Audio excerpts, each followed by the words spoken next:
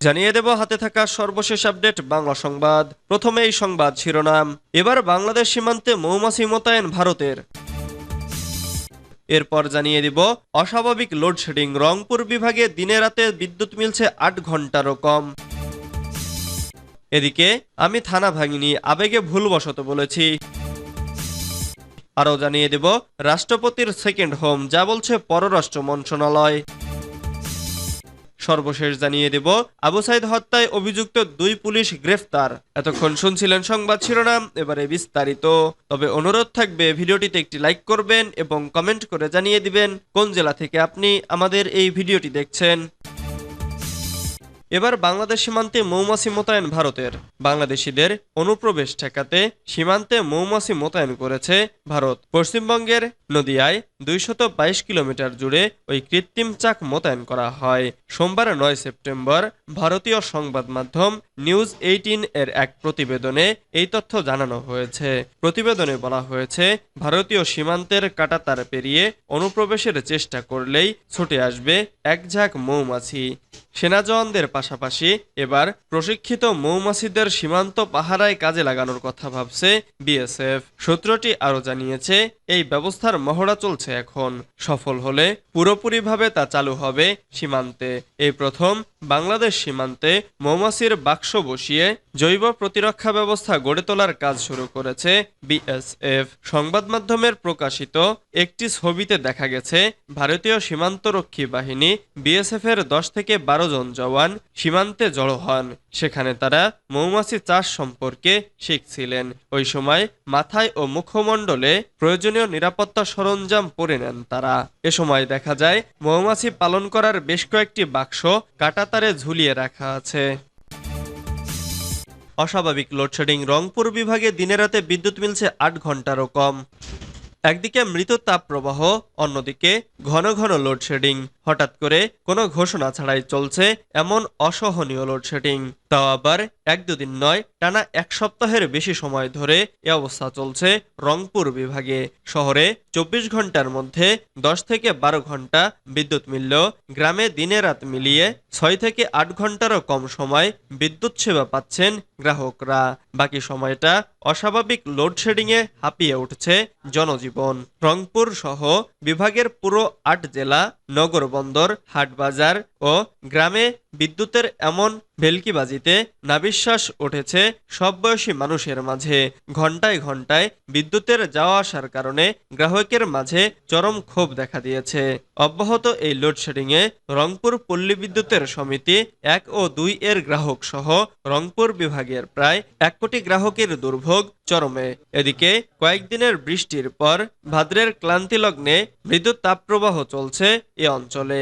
এ অবস্থায় তাপপ্রবাহের ধকলের সঙ্গে অসহনীয় লোডশেডিংয়ে অস্বস্তি আরও বেড়েছে। সবচেয়ে বেশি সমস্যা হচ্ছে বয়স্ক ও শিশুদের। বাড়ছে মৌসুমীজনিত জ্বর, সর্দি ও অসুস্থতা। তারা দ্রুত সময়ের মধ্যে লোডশেডিং বন্ধ করা সহ সুষ্ঠু সমাধান চেয়ে সংশ্লিষ্টদের জরুরি হস্তক্ষেপ কামনা করেছে। সাধারণ মানুষ সহ সচেতন মহল বলছে, চলমান পরিস্থিতিতে সারা দেশের মধ্যে রংপুর বিভাগে সবচেয়ে বেশি লোডশেডিং দেওয়া হচ্ছে, যা একেবারে অসহনীয় পর্যায়ে ঠেকেছে। শুধু জীবনই অতিষ্ঠ নয়, এবার প্রভাব ছোট বড় কলকারখানা ও ব্যবসা প্রতিষ্ঠানে পড়তে শুরু করেছে। লোডশেডিং এর সঙ্গে যোগ হওয়া প্রচন্ড গরমে হাপিত্তাস করছে পুরো বিভাগ। স্থবির হয়ে পড়েছে ব্যবসা বাণিজ্য সহ ছোট বড় শত শত কলকারখানা। ব্যাঘাত ঘটছে উৎপাদন কার্যক্রমে। লোডশেডিং এর প্রভাবে বিলাসবহুল শপিং মল, বিপণী বিতান সহ ছোট বড় মার্কেটগুলোতে কেনাবেচায় মন্দাভাব দেখা গেছে। আমি থানা ভাঙিনি, আবেগে ভুলবশত বলেছি। আমি মাজেদ নেতৃত্ব দিয়ে কুষ্টিয়া থানা ভেঙেছি, এমন বক্তব্য দিয়ে ভাইরাল হওয়া কুষ্টিয়া জেলা যুবদলের সমন্বয়ক আব্দুল মাজেদ তার বক্তব্যের জন্য দুঃখ প্রকাশ করেছেন। সোমবার দুপুরে সদর উপজেলার কুবুরহাটে নিজ বাড়িতে এক সংবাদ সম্মেলন ডেকে তিনি ওই বক্তব্যের জন্য দুঃখ প্রকাশ করেন।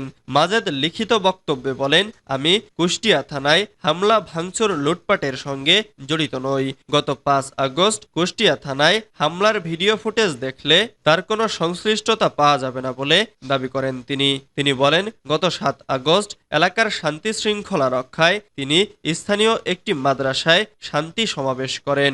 ওই সমাবেশে আবেগে পড়ে ভুলবশত তিনি বলেছিলেন যে তিনি নেতৃত্ব দিয়ে কুষ্টিয়া থানা ভেঙেছেন। এই বক্তব্য দেওয়া তার ঠিক হয়নি বলে দুঃখ প্রকাশ করেন আব্দুল মাজেদ। তিনি বলেন, বিগত 15 থেকে 16 বছর ধরে স্বৈরাচারী সরকারের নির্যাতন হামলার শিকার হয়েছেন তিনি। দিনের পর দিন নিজের বাড়িতে ঘুমাতে পারেননি। বিগত দিনে তিনি স্বৈরাচারী সরকারের বিরুদ্ধে বলিষ্ঠ ভূমিকা রেখেছেন। এ কারণে একটি মহল তার দেওয়া পুরনো বক্তব্য ভাইরাল করে তাকে হেয় প্রতিপন্ন করার চেষ্টা করছে। রাষ্ট্রপতির সেকেন্ড হোম, যা বলছে পররাষ্ট্র মন্ত্রণালয়। সামাজিক যোগাযোগ মাধ্যমে বর্তমান আলোচনার বিষয় রাষ্ট্রপতি মোহাম্মদ শাহাবুদ্দিনের দ্বৈত নাগরিকত্ব। মালয়েশিয়ায় তার সেকেন্ড হোম দাবি করে চলছে গুঞ্জন। এ বিষয়ে অন্তর্বর্তী সরকারের পররাষ্ট্র উপদেষ্টা মোহাম্মদ তৌহিদ হোসেনের কাছে জানতে চাইলে তিনি বলেন, রাষ্ট্রপতির দ্বৈত নাগরিকত্বের গুঞ্জনটি খুবই স্পর্শকাতর বিষয়। এর সঙ্গে রিলেটেড কোনো কাজ পররাষ্ট্র মন্ত্রণালয়ের নয়। বিষয়টি সংবেদনশীল জানিয়ে এ নিয়ে কোনো কথা বলতে চান না বলেও জানিয়েছেন তিনি। উপদেষ্টা বলেন, এটার মধ্যে আইনগত দিক আছে, রাষ্ট্রপতির নিজের ব্যাপার আছে, এটা নিয়ে নাড়াচড়া করা আমাদের কাজ নয়। সোমবার 9 সেপ্টেম্বর পররাষ্ট্র মন্ত্রণালয় এক ব্রিফিংয়ে সাংবাদিকদের প্রশ্নের জবাবে এ মন্তব্য করেন তিনি। উপদেষ্টা বলেন, এটা নিয়ে চাইলে আইন মন্ত্রণালয় ও স্বরাষ্ট্র মন্ত্রণালয় কিছু করতে পারে, এটা নিয়ে পররাষ্ট্র মন্ত্রণালয়ের কিছু করার নেই। সম্প্রতি যুক্তরাজ্য প্রবাসী জুলকারনাইন সায়েরের এক ফেসবুক পোস্টকে কেন্দ্র করে বাংলাদেশের বর্তমান রাষ্ট্রপতি মোহাম্মদ শাহাবুদ্দিনের বিদেশের সম্পদ নিয়ে সামাজিক যোগাযোগ মাধ্যমে আলোচনা চলছে। জুলকারনাইন সায়ের তার ভেরিফাইড ফেসবুক পেজে একটি পোস্টে বেশ কিছু ছবি দিয়ে লিখেছেন, বাংলাদেশের সেকেন্ড হোম রাষ্ট্রপতি। এদিকে সীমান্তে হত্যা প্রসঙ্গে অপর এক প্রশ্নের জবাবে পররাষ্ট্র উপদেষ্টা বলেন, ভারত বাংলাদেশ সুসম্পর্কের পথে বড় বাধা সীমান্ত হত্যা। এটি দ্বিপক্ষীয় সম্পর্ক ভালো করার অন্তরায়। সর্বশেষ গতকাল সোমবার 8 সেপ্টেম্বর ঠাকুরগাঁওয়ের বালিয়াডাঙ্গি সীমান্তে জয়ন্ত কুমার সিংহ নামের এক কিশোর বিএসএফ এর গুলিতে নিহত হয়। এ সময় ওই কিশোরের বাবা মহাদেব সিংহ সহ আরেকজন আহত হন।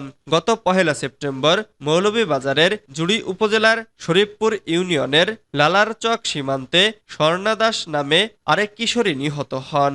এ ঘটনার পর গত 5 সেপ্টেম্বর পররাষ্ট্র মন্ত্রণালয় ভারত সরকারের কাছে আনুষ্ঠানিকভাবে কড়া প্রতিবাদ ও নিন্দা জানায়।